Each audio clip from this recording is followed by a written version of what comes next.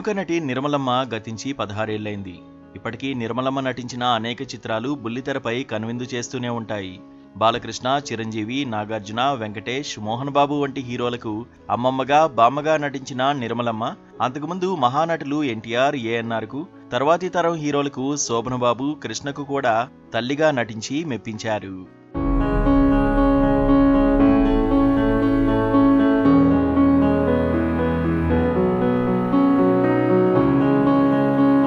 చిత్రసీమలో అందరిచేత నిర్మలమ్మ అంటూ గౌరవం అందుకున్న ఆమె 1943లో గరుడ గర్వభంగంలో ఓ చెలికత్తె పాత్రలో తొలిసారి తెరపై తలుక్కుమన్నారు.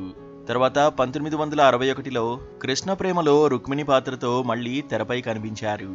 అప్పటినుంచి 4 దశాబ్దాల పాటు నటిస్తూనే ఉన్నారు. ప్రముఖ రంగస్థల నటుడు జీవి కృష్ణారావును పెళ్లాడారామె.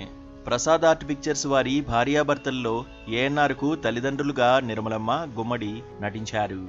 ఆ తర్వాత దాదాపు 20 చిత్రాల్లో వారిద్దరూ భార్యాభర్తలుగా నటించడం విశేషం. మయూరి చిత్రంలో ఉత్తమ సహాయ నటిగా, సీతారామరాజులో బెస్ట్ క్యారెక్టర్ ఆర్టిస్టుగా నంది అవార్డులు అందుకున్న నిర్మలమ్మ నాటక రంగంలోనూ పలు బహుమానాలు సొంతం చేసుకున్నారు.